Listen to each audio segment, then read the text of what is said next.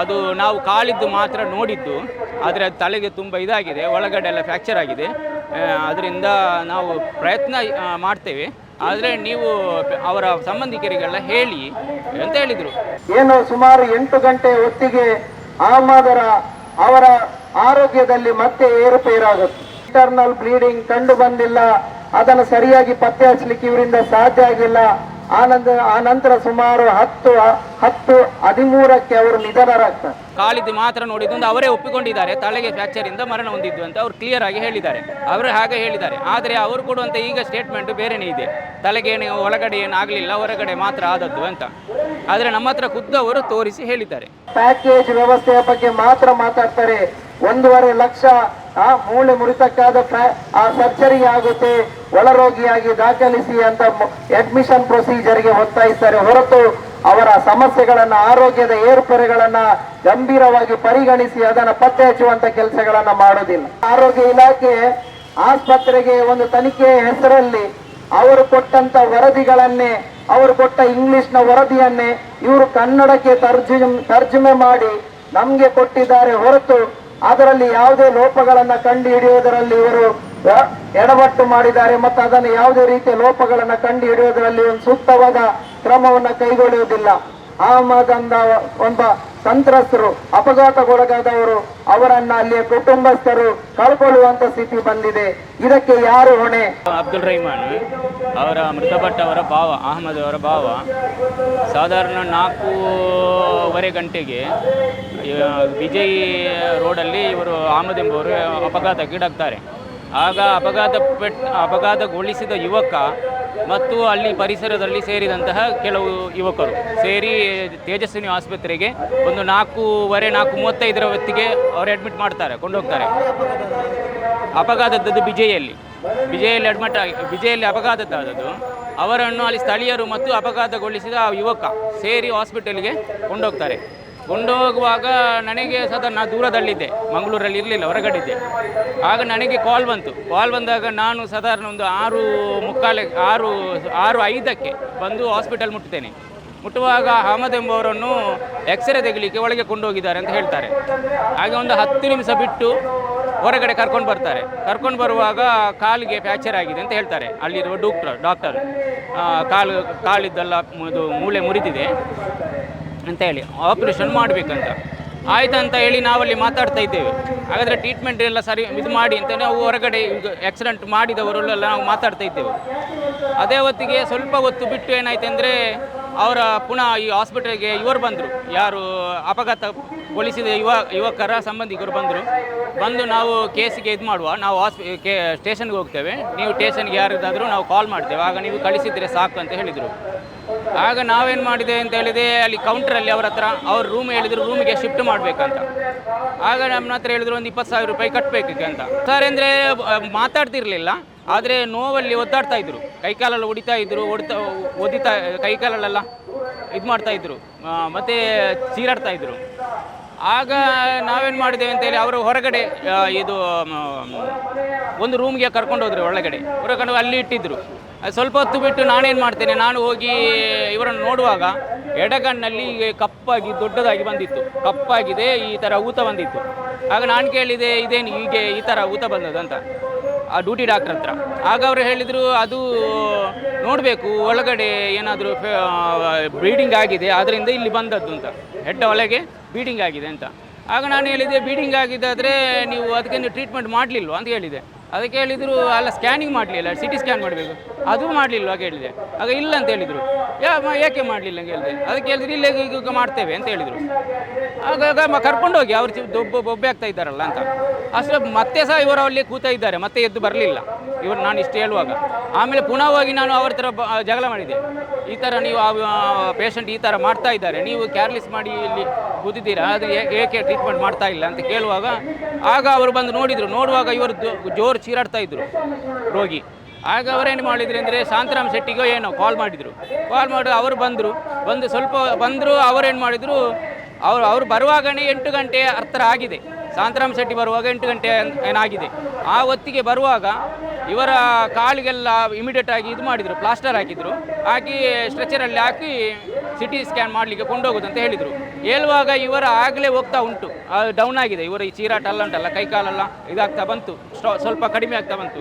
ಅಂದರೆ ಹೋಗುವಾಗನೇ ಇವರದು ಆಗಿದೆ ಅಲ್ಲಿ ಮುಟ್ಟುವಾಗ. ಆಗ ಮೇಲೆ ಕೊಂಡೋಗಿ ಸ್ವಲ್ಪ ಹೊತ್ತು ಬಿಟ್ಟು ಶಾಂತರಾಮ್ ಶೆಟ್ಟಿ ಅವರು ನನ್ನನ್ನು ಕರೆಸಿದರು. ಆಗ ನಾನು ಹೇಳಿದರು, ಅದು ನಾವು ಕಾಲಿದ್ದು ಮಾತ್ರ ನೋಡಿದ್ದು, ಆದರೆ ಅದು ತಲೆಗೆ ತುಂಬ ಇದಾಗಿದೆ, ಒಳಗಡೆ ಎಲ್ಲ ಫ್ರ್ಯಾಕ್ಚರ್ ಆಗಿದೆ, ಅದರಿಂದ ನಾವು ಪ್ರಯತ್ನ ಮಾಡ್ತೇವೆ, ಆದರೆ ನೀವು ಅವರ ಸಂಬಂಧಿಕರಿಗೆಲ್ಲ ಹೇಳಿ ಅಂತ ಹೇಳಿದರು. ಆಗ ನನಗೆ ಶಾಕ್ ಆಯಿತು, ಎಷ್ಟು ಇದಿದ್ದರು, ಆದರೆ ತಲೆಗೆ ಹೇಟಾಗಿದ್ದು ಇವರು ಆವಾಗ ಕೇಳಿದ್ದೀವಿ ನಾವು, ಇದಕ್ಕಿಂತ ಮುಂಚೆ ಅವರು ಕಾಲಿದ್ದು ಮಾಡುವಾಗ ಕೇಳಿದ್ದೇವೆ. ಅವರು ಹೇಳಿದರು ತಲೆಗೆ ಏಟು ಹೊರಗಡೆ ಮಾತ್ರ ಹೇಟು, ಒಳಗೇನಾಗಲಿಲ್ಲ ಅಂತ ಹೇಳಿದರು. ಆದರೆ ಇವರು ಸಡನ್ ಆಗಿ ಹೇಳುವಾಗ ನನಗೆ ಶಾಕ್ ಆಯಿತು. ನಾನು ಬಂದು ಕೆಳಗೆ ಬಂದು ಮನೆಯವರಿಗೆ ಇನ್ಫಾರ್ಮೇಷನ್ ಮಾಡಿದೆ, ಎಲ್ಲರಿಗೂ ಅಲ್ಲಿದ್ದವರಿಗೆಲ್ಲ. ಸ್ವಲ್ಪ 1/4 ಗಂಟೆ ಬಿಟ್ಟು ಒಂದು 8:30 ಆಗುವಾಗ ಪುನಃ ಕರೆದರು. 8:30 ಆಗ ಪುನಃ ಕರೆದು ನನ್ನ ಹತ್ರ ಹೇಳಿದರು, ಸಾರಿ ನೀವು ಇಲ್ಲೆಲ್ಲ ನೋಡಿ ತಲೆಯಲ್ಲೆಲ್ಲ ಸ್ಟ್ರೆಚ್, ನನಗೆ ಸಿಟಿ ಸ್ಕ್ಯಾನ್ ಇದೆಲ್ಲ ತೋರಿಸಿದರು. ತೋರಿಸಿ ಈ ಕಡೆ ಎಲ್ಲ ಕ್ಲೌಟ್ ಆಗಿತ್ತು ಎಲ್ಲ, ಅದನ್ನೆಲ್ಲ ತೋರಿಸಿದರು ನನಗೆ. ತೋರಿಸಿದಾಗ ಹೋದರು ಅವರಂತ. ಹಾಗೆ ನಾವು ಕೆಳಗೆ ಬರುವಾಗ ಮತ್ತೆ ನನ್ನದು ಒಬ್ಬರು ಸಂಬಂಧಿಕರವರು ಡಾಕ್ಟರ್ ಇದ್ದರು, ಅವರನ್ನು ನನ್ನ ಸಂಬಂಧಿಕ ಕರೆಸಿ ಇವರ ಹತ್ರ ಡಾಕ್ಟರ್ ಹತ್ರ ಮಾತಾಡಲಿಕ್ಕೆ ನೋಡುವಾಗ ಆ ಡಾಕ್ಟ್ರಿಗೂ ಇವರು ತೋರಿಸಿದ್ದಾರೆ, ಇಲ್ಲೆಲ್ಲ ಇದಾಗಿದೆ ಬಿಡಿ, ಒಳಗೆಲ್ಲ ತೋರಿಸಿದ್ದಾರೆ. ಇದು ನಾವು ಕಾಲಿದ್ದು ಮಾತ್ರ ನೋಡಿದ್ದು ಅಂತ ಅವರೇ ಒಪ್ಪಿಕೊಂಡಿದ್ದಾರೆ, ತಲೆಗೆ ಫ್ರ್ಯಾಕ್ಚರಿಂದ ಮರಣ ಹೊಂದಿದ್ದು ಅಂತ ಅವರು ಕ್ಲಿಯರ್ ಆಗಿ ಹೇಳಿದ್ದಾರೆ. ಅವರು ಹಾಗೆ ಹೇಳಿದ್ದಾರೆ. ಆದರೆ ಅವರು ಕೊಡುವಂಥ ಈಗ ಸ್ಟೇಟ್ಮೆಂಟ್ ಬೇರೆಯೇ ಇದೆ, ತಲೆಗೇನು ಒಳಗಡೆ ಏನು ಆಗಲಿಲ್ಲ, ಹೊರಗಡೆ ಮಾತ್ರ ಆದದ್ದು ಅಂತ. ಆದರೆ ನಮ್ಮ ಹತ್ರ ಖುದ್ದು ಅವರು ತೋರಿಸಿ ಹೇಳಿದ್ದಾರೆ. ನಡ್ಕೊಂಡು ಹೋಗ್ತಾ ಇರುವಂತ ಸಂದರ್ಭದಲ್ಲಿ ಬೈಕೊಂದಿಗೆ ಡಿಕ್ಕಿಯಾಗಿ ಆ ಸಂದರ್ಭ ಅಪಘಾತಗೀಡಾಗ್ತಾರೆ. ಆ ಕೂಡಲೇ ಆ ಬೈಕ್ ಸವಾರ ಆದಿತ್ಯ ಎಂಬವನು ಸುಮಾರು 4:30 ಗಂಟೆಗೆ ತೇಜಸ್ವಿನಿ ಆಸ್ಪತ್ರೆಗೆ ಒಳರೋಗಿಯಾಗಿ ದಾಖಲಿಸ್ತಾರೆ. ಆ ತುರ್ತು ಸಂದರ್ಭದಲ್ಲಿ ಒಳರೋಗಿಯಾಗಿ ಆ ಆಸ್ಪತ್ರೆಗೆ ದಾಖಲಿಸಿದ ನಂತರ ಅವರನ್ನ ಸರಿಯಾಗಿ ಪರೀಕ್ಷೆ ಮಾಡುವಂತ ಕೆಲಸಗಳಲ್ಲಿ ಅಲ್ಲಿಯ ವೈದ್ಯರುಗಳು ನಿರ್ಲಕ್ಷ್ಯತನವನ್ನು ವಹಿಸಿದ್ದಾರೆ. ಮುಖ್ಯವಾಗಿ ಅಹಮದ್ ಆಸ್ಪತ್ರೆಗೆ ದಾಖಲಾಗುವಂತ ಸಂದರ್ಭದಲ್ಲಿ ಅಂದ್ರೆ ಸುಮಾರು 4:30 ಗಂಟೆಗೆ ಒಳರೋಗಿಯಾಗಿ ಅಲ್ಲಿ ಆ ಕ್ಯಾಸುಯಾಲಿಟಿಗೆ ದಾಖಲಾಗುವಂತ ಸಂದರ್ಭದಲ್ಲಿ ಅವರ ಬಲಗಾಲಿನಲ್ಲಿ ಆ ಮೂಳೆ ಮುರಿತಕ್ಕಾಗಿ ರಕ್ತ ಸುರಿತಾ ಇತ್ತು. ತಲೆಗೂ ಕೂಡ ಗಾಯಗಳಾಗಿ ತಲೆಯಲ್ಲೂ ಕೂಡ ರಕ್ತ ಸುರಿತಾ ಇತ್ತು. ಆದರೆ ಆಸ್ಪತ್ರೆಯ ವೈದ್ಯರುಗಳು ಅವರನ್ನ ಪರೀಕ್ಷೆ ಮಾಡಿ ಎಕ್ಸ್ರೇ ನಡೆಸಿ ಕೇವಲ ಬಲಗಾಲಿನ ಮೂಳೆ ಮುರಿತ ಆಗಿದೆ, ಅದಕ್ಕೆ ಸರ್ಜರಿ ಮಾಡಬೇಕು ಅಂತ ಅವರು ಮನೆಯವರ ಹತ್ರ ವಿನಂತಿ ಮಾಡ್ತಾರೆ. ಸರ್ಜರಿ ಮಾಡೋದಕ್ಕೆ ಸುಮಾರು 1.5 ಲಕ್ಷದಷ್ಟು ರೂಪಾಯಿ ಖರ್ಚಾಗುತ್ತೆ, ನೀವು ಈಗಲೇ ಅವರನ್ನ ದಾಖಲಿಸಬೇಕು ಅಂತ ಹೇಳ್ತಾರೆ. ಆದರೆ ಅದೇ ಆಸ್ಪತ್ರೆ ಸಿಬ್ಬಂದಿಗಳು ಬೇರೆ ಯಾವುದೇ ಗಾಯಗಳಾಗಿಲ್ಲ, ಯಾವುದೇ ತೊಂದರೆ ಇಲ್ಲ, ಅವರು ಪ್ರಜ್ಞಾ ವ್ಯವಸ್ಥೆಯಲ್ಲಿದ್ದಾರೆ ಮತ್ತು ಅವರ ನೋವುಗಳನ್ನು ಅವರೇ ಸ್ವತಃ ಹೇಳ್ತಾ ಇದ್ದಾರೆ. ಹಾಗಾಗಿ ಅವರ ಆರೋಗ್ಯದಲ್ಲಿ ಏನೂ ಏರುಪೇರಿಲ್ಲ, ಕೇವಲ ಕಾಲಿನ ಬಲಭಾಗದ ಕಾಲು ಮುರಿತಕ್ಕೊಳಗಾಗಿದೆ, ಅದನ್ನು ಫ್ರ್ಯಾಕ್ಚರ್ ಆಗಿದೆ, ಅದನ್ನ ಸರ್ಜರಿ ಮಾಡಬೇಕಾದ ಕೆಲಸವನ್ನು ಮಾಡಬೇಕಾಗಿದೆ ಅಷ್ಟೇ ಹೇಳ್ತಾರೆ. ಅಂದ್ರೆ 4:30 ಗಂಟೆಗೆ ಬಂದರೂ ಕೂಡ ಅವರ ಮನೆಯ ಸಿಬ್ಬಂದಿ ಬಂದ ನಂತರ ಸುಮಾರು 8 ಗಂಟೆಯವರೆಗೂ ಕೂಡ ತಲೆಗೆ ಬಲವಾದ ಗಾಯ ಆಗಿರೋದರ ಬಗ್ಗೆ ಯಾವುದೇ ರೀತಿಯ ತನಿಖೆಯನ್ನ ಇವರು ಮಾಡೋದಿಲ್ಲ. ತಲೆಯನ್ನ ಸಿಟಿ ಸ್ಕ್ಯಾನಿಗೂ ಕೂಡ ಒಳಪಡಿಸುವುದಿಲ್ಲ. ಆದರೆ ಕೇವಲ ಬಲಗಾಲು ಫ್ರ್ಯಾಕ್ಚರ್ ಆಗಿದೆ, ಅದನ್ನೊಂದು ಸರ್ಜರಿ ಮಾಡುವಷ್ಟೇ ಮನೆ ಮಂದಿಗೆ ತಿಳಿಸ್ತಾ ಇದ್ರು. ಮನೆ ಮಂದಿಯು ಕೂಡ ಸುಮಾರು 6 ಗಂಟೆ 5:30 ಗಂಟೆ ಹೊತ್ತಿಗೆ ಆಸ್ಪತ್ರೆಗೆ ಬರುವಾಗಲೂ ಕೂಡ ತಂದೆಗೆ ಏನೂ ಆಗಿಲ್ಲ, ತಂದೆಗೆ ಬಲಗಾಲಿಗೆ ಫ್ರ್ಯಾಕ್ಚರ್ ಆಗಿದೆ, ಅದನ್ನ ಸರಿಪಡಿಸಬೇಕು, ಸರ್ಜರಿ ಮಾಡಬೇಕು ಅಂದಷ್ಟೇ ಹೇಳಿದ್ದಾರೆ ಹೊರತು ಬೇರೆ ಯಾವುದನ್ನು ಕೂಡ ಅವರಲ್ಲಿ ವಿವರಿಸಿಲ್ಲ. ಆ ನಂತರ ಏನು ಸುಮಾರು 8 ಗಂಟೆ ಹೊತ್ತಿಗೆ ಅವರ ಆರೋಗ್ಯದಲ್ಲಿ ಮತ್ತೆ ಏರುಪೇರಾಗುತ್ತೆ. ಅವರ ಎಡಗಣ್ಣಿನ ಹತ್ತಿರ ಕಣ್ಣು ಕಪ್ಪಾಗಲಿಕ್ಕೆ ಪ್ರಾರಂಭ ಆಗುತ್ತೆ. ಆ ಕಪ್ಪಾಗಿರೋದಕ್ಕೆ ಮನೆಯವರೇ ಸ್ವತಃ ಪ್ರಶ್ನೆ ಮಾಡುವಾಗ ಆ ನಂತರ ಅಲ್ಲಿಯ ವೈದ್ಯರುಗಳು ಅವರನ್ನ ಸಿಟಿ ಸ್ಕ್ಯಾನಿಗೆ ಒಳಪಡಿಸ್ತಾರೆ. ಸಿಟಿ ಸ್ಕ್ಯಾನಿಗೆ ಒಳಪಡಿಸಿದ ನಂತರ ಅಲ್ಲಿ ಯಾವುದೇ ರೀತಿ ಇಂಟರ್ನಲ್ ಬ್ಲೀಡಿಂಗ್ ಕಂಡು ಬಂದಿಲ್ಲ, ಅದನ್ನು ಸರಿಯಾಗಿ ಪತ್ತೆ ಹಚ್ಚಲಿಕ್ಕೆ ಇವರಿಂದ ಸಾಧ್ಯ ಆಗಿಲ್ಲ. ಆ ನಂತರ ಸುಮಾರು 10:13ಕ್ಕೆ ಅವರು ನಿಧನರಾಗ್ತಾರೆ. ಅಂದ್ರೆ ಇವರು ಆಸ್ಪತ್ರೆಯ ವೈದ್ಯರುಗಳು ಆಸ್ಪತ್ರೆಗೆ ದಾಖಲಿಸಿದಂತ ಅಹಮದ್ ಅವರನ್ನ ಸುಮಾರು 4:15 ಗಂಟೆಗೆ ದಾಖಲಾದರೂ ಕೂಡ 8ವರೆಗೂ ಕೂಡ ಅವರ ಸಿಟಿ ಸ್ಕ್ಯಾನ್ಗೆ ಒಳಪಡಿಸೋದಿಲ್ಲ. ಅಂದ್ರೆ ಏನರ್ಥ?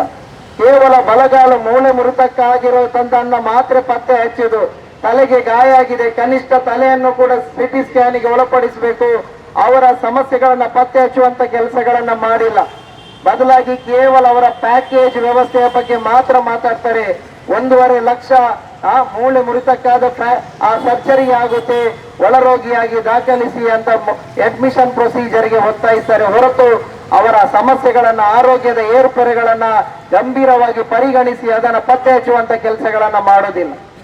ಈ ಬಗ್ಗೆ ಅವರು ಮೃತರಾದ ನಂತರ ಮನೆಯವರಿಗೆ ಆ ಚಿಕಿತ್ಸೆಯ ಬಗ್ಗೆ ಮತ್ತು ವೈದ್ಯರ ನಿರ್ಲಕ್ಷ್ಯತನದ ಬಗ್ಗೆ ಆಕ್ರೋಶಿತರಾಗಿದ್ದಾರೆ. ಆ ಬಗ್ಗೆ ಡಿವೈಎಫ್ಐನ ನೇತೃತ್ವದಲ್ಲಿ ಇಲ್ಲಿಯ ಮಂಗಳೂರಿನ ಜಿಲ್ಲಾ ಆರೋಗ್ಯಾಧಿಕಾರಿಗೆ ಸುಧಾ ನಾವು ಮನವಿಯನ್ನ ಸಲ್ಲಿಸಿ ಒತ್ತಾಯಿಸ್ತೀವಿ.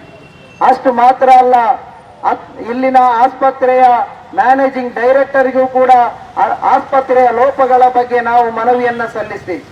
ಆದರೆ ಈ ಬಗ್ಗೆ ಯಾವುದೇ ರೀತಿಯ ಸ್ಪಂದನೆ ಜಿಲ್ಲಾಡಳಿತವಾಗ್ಲಿ ಅಥವಾ ಆಸ್ಪತ್ರೆಯ ಆಡಳಿತ ಮಂಡಳಿ ಆಗಿ ಆ ಕುಟುಂಬಸ್ಥರ ನಡುವೆ, ಸಂತ್ರಸ್ತ ಕುಟುಂಬರ ಜೊತೆ ಹಂಚುವುದಿಲ್ಲ.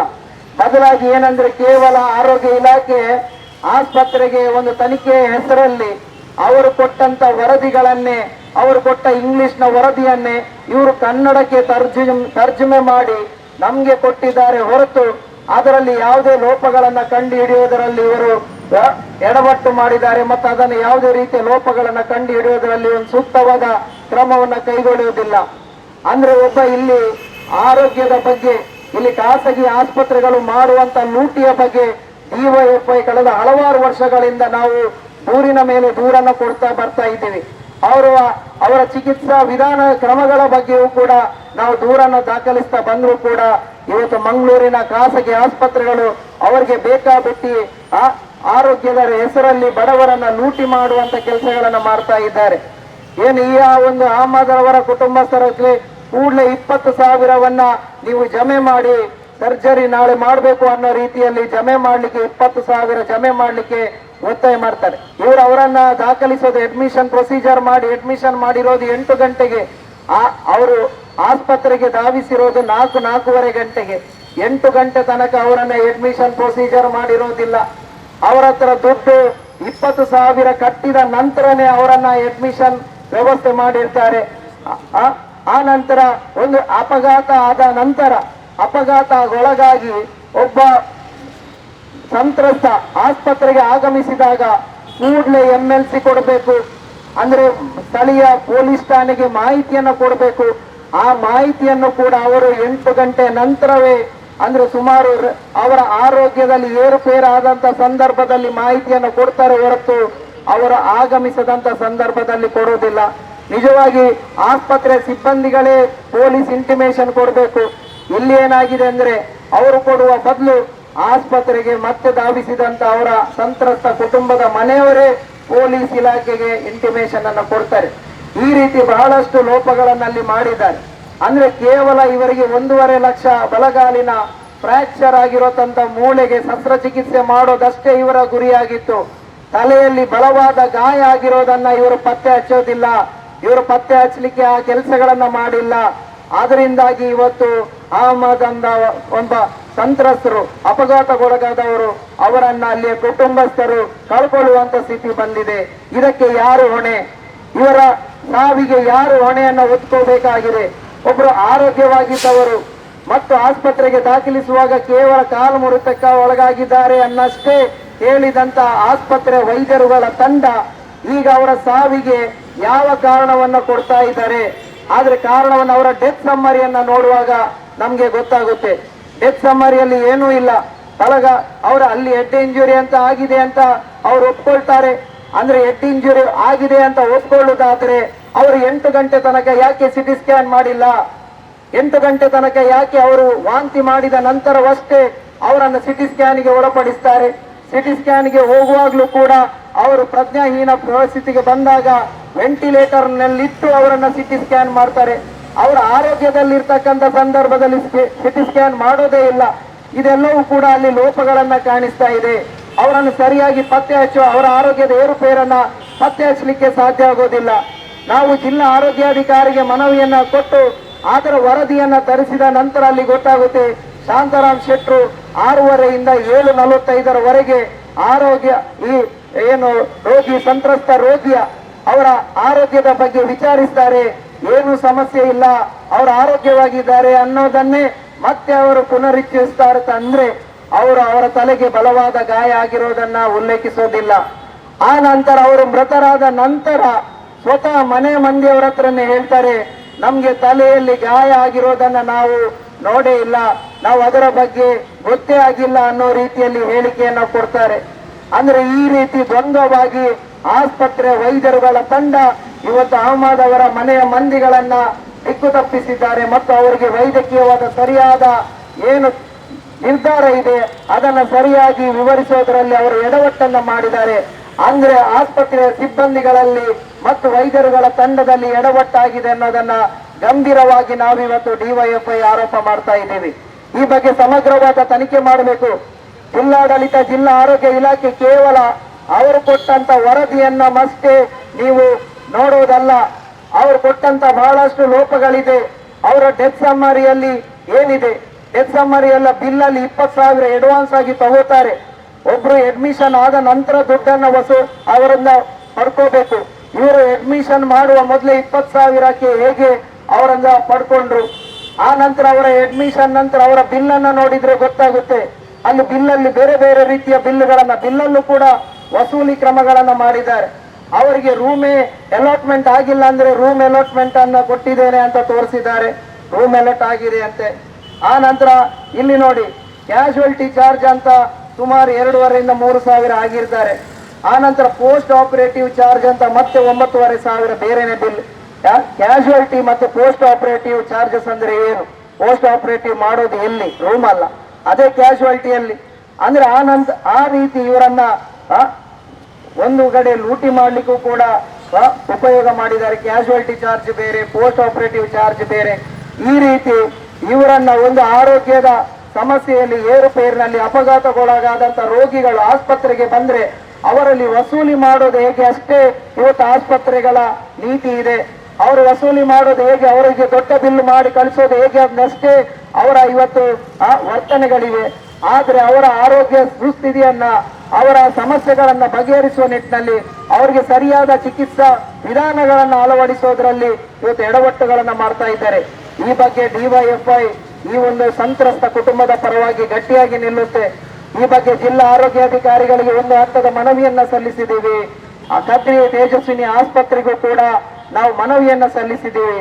ಆದ್ರೆ ಕದ್ರಿ ತೇಜಸ್ವಿನಿ ಆಸ್ಪತ್ರೆಯವರು ಡಿವೈಎಫ್ಐ ಇಂಥ ವಿಷಯಕ್ಕೆ ನೀವು ಬರಬಾರದು, ಏನಿದ್ರು ಕೂಡ ನೀವು ಇಂಥ ವಿಷಯಕ್ಕೆ ಬಂದ್ರೆ ನಾವು ಪೊಲೀಸ್ ಕಮಿಷನರಿಗೆ ದೂರು ಕೊಟ್ಟಿದ್ದೀವಿ, ಈಗಾಗಲೇ ಕೊಟ್ಟಿದ್ದೀವಿ ಅಂತ ಹೆದರಿಸುವಂತ ಕೆಲಸಗಳನ್ನ ಮಾಡ್ತಾ ಇದ್ದಾರೆ.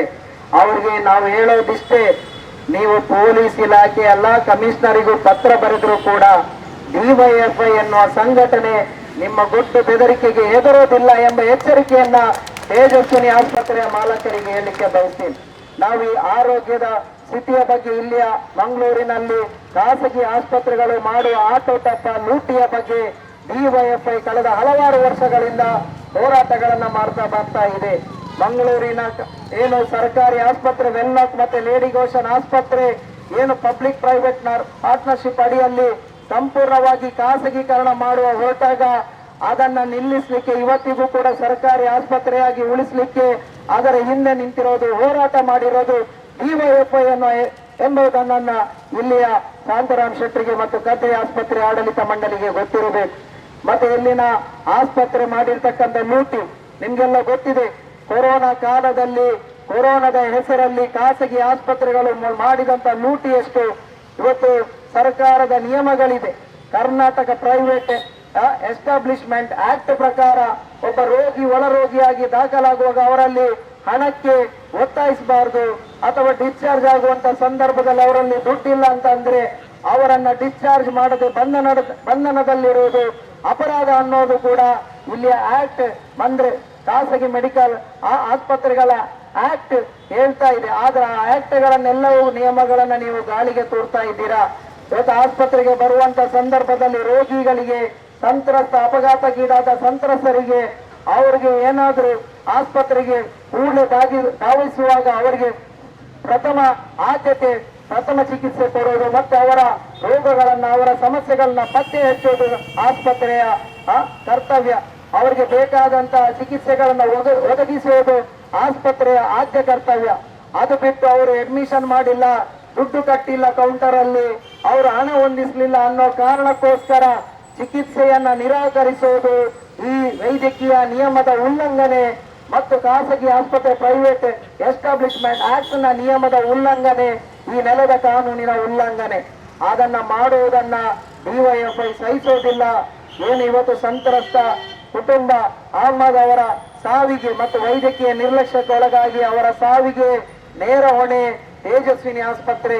ಈ ತೇಜಸ್ವಿನಿ ಆಸ್ಪತ್ರೆ ಈ ಏನು ಸಂತ್ರಸ್ತ ಕುಟುಂಬಕ್ಕೆ ಮತ್ತು ಅವರ ಸಾವಿಗೆ ನ್ಯಾಯ ಸಿಗುವವರೆಗೂ ಕೂಡ ಡಿವೈಎಫ್ಐ ಅವರ ಪರವಾಗಿ ಹೋರಾಟವನ್ನ ಮಾಡುತ್ತೆ, ಅವರ ಪರವಾಗಿ ಗಟ್ಟಿಯಾಗಿ ನಿಲ್ಲುತ್ತೆ.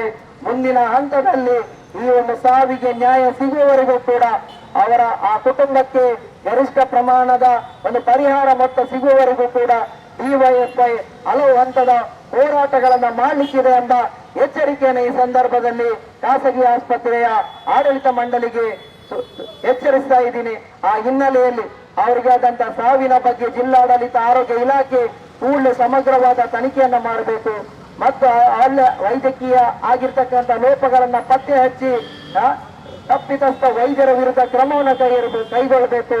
ಆಸ್ಪತ್ರೆ ತಪ್ಪಿತಸ್ಥ ಆಸ್ಪತ್ರೆ ವಿರುದ್ಧವೂ ಕೂಡ ಕ್ರಮವನ್ನು ಕೈಗೊಳ್ಳಬೇಕು ಅಂತ ಒತ್ತಾಯ ಮಾಡಿ ಈ ಸಂದರ್ಭದಲ್ಲಿ ಮಾತಾಡ್ಲಿಕ್ಕೆ ಅವಕಾಶ ಕೊಟ್ಟ ಎಲ್ರಿಗೂ ವಂದಿಸುತ್ತಾ ನನ್ನ ಮಾತನ್ನ ಕೊನೆಗೊಳಿಸ್ತಾ ಇದ್ದೀನಿ. ಇಂಕಿಲಾಬ್ ಜಿಂದಾಬಾದ್.